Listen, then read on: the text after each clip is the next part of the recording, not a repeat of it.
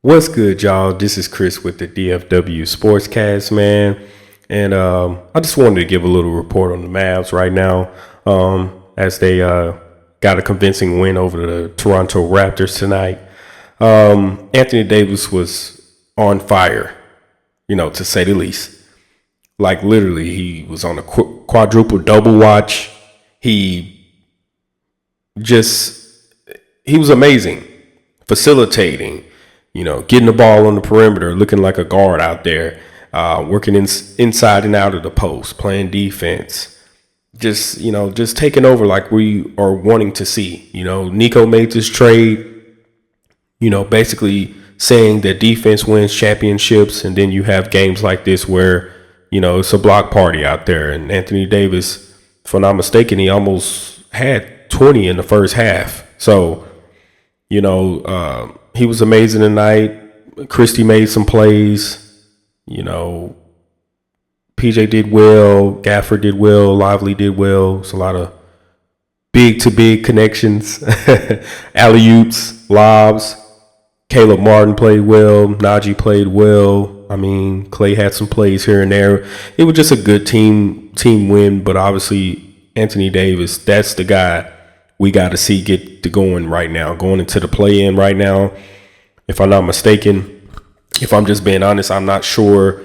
I'm just going to check for a little bit here. But as we were speaking, at this current moment, I'm looking at all the games here. So it looks like the Clippers beat the Kings. Now, the Kings lost to the Clippers 101-100. They have been very competitive ever since they made the trade for DeMar DeRozan. Not DeMar DeRozan. He did get there via trade, if I'm not mistaken. But they also made a trade for Zach LaVine. And since they've gotten Zach LaVine and they've pushed De'Aaron Fox out the door, the team has looked a whole lot different. The guard play looks exceptional. So they just look elite, man. Zach LaVine and DeMar DeRozan is enough to kill you right there. They do everything as the guards that they are offensively. They just look unstoppable. From the mid-range to the three, it's a killer. And I think it's one matchup that I'm very worried about, especially with the Mavs having to definitely looks like they're going to possibly have to go up to Sacramento and play them. That's going to be very tough, just to say the least. That's why I say it's important to see what you have in Anthony Davis. And as the season is winding down, I think they have another game on Sunday against Memphis. But, the season is over with. Now it's playing time. Next week is the real deal. Win or go home and try to see if you can get in the playoffs. But I'll say this. I know a lot of people are very emotional about the trade, are very emotional about Luka, as you as a Mavs fan should be. We all had to sit there and watch that game the other night and horrified as I sit here with a memorabilia here in front of me with some Luka memories and things of that nature from his rookie season. We all miss him. But at the end of the day, even he said it. I love the city. I love the fans, but we have to move on. We got to move on. And unfortunately, that's the reality. I'm not sure what direction the team is going in at this current moment. We don't know. We can only live in the now, right? Which is difficult. We're a playing team. That was not the idea coming into the season. We did not expect the Mavs to be a playing team starting this season. We expect to be in the finals again, rematching potentially against the Celtics for a championship. We weren't healthy this year. That's unfortunate. Can't use that excuse for everything, but that's just, hey, if we had Kyrie on this team going into a play-in, we would feel totally different about the team in the direction they're going right now.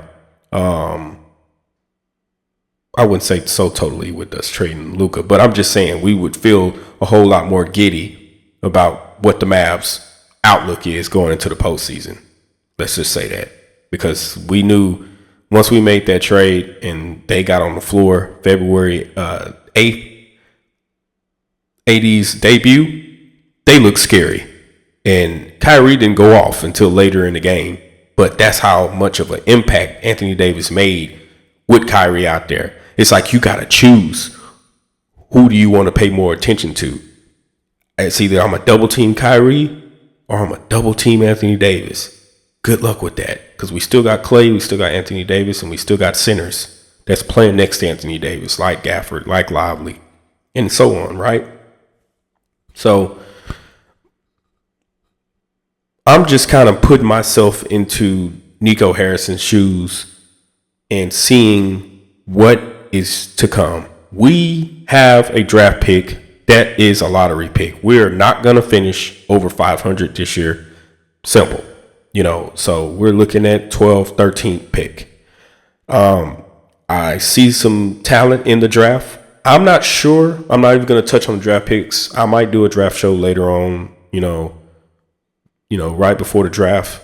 It just all depends on the postseason, how everything goes. But to me, I really feel like the team is pointing in a direction. They're really trying to win now. I hate using that word because it just cuts me like a knife when you say win now, and we're not winning now.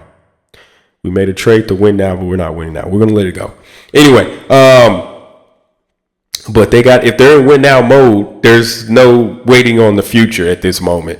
What I think is smart to try to get a draft pick and try to develop along with the two guys you got.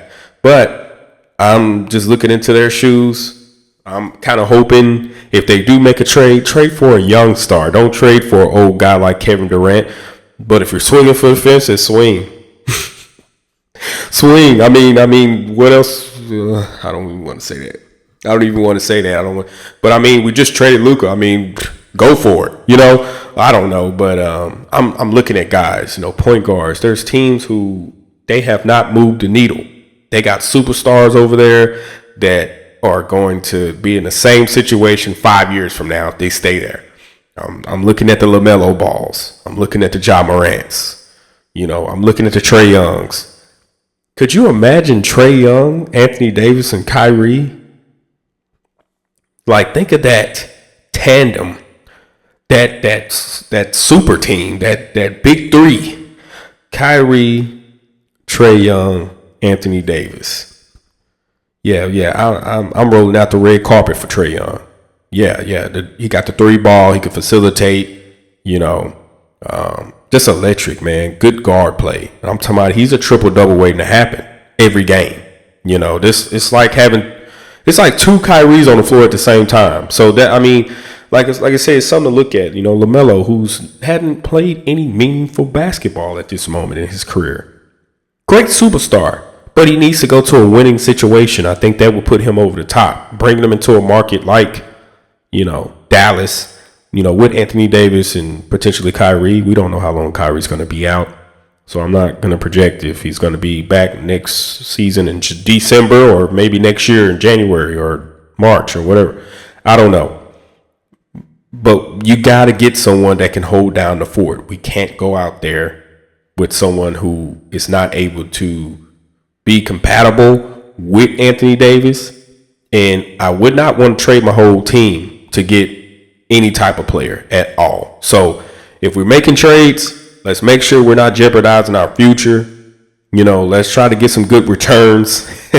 and I mean that because, at the end of the day, we just traded away a top 5 talent, and it's going to be hard to replace that, of course, but holistically, if this is done right, we can make a lot of, wrongs right with these moves. So I'm all for the Mavs being competitive. I'm all for the Mavs winning and just continuing to, if they're going to change the culture, make it about winning. Let's not make it about nothing else, and that's what I'm pretty much talking about here. It's nothing really to say at this moment. Like I say, we're waiting on the play-in. We got the draft and free agency around the corner. Do not know where this team is headed. Very, very, very anxious to see what is going on because I don't know. But if I'm Nico, I'm looking for a secondary ball handler who can, play at a high level, who we don't have to put so much pressure on Kyrie. I would really think about that.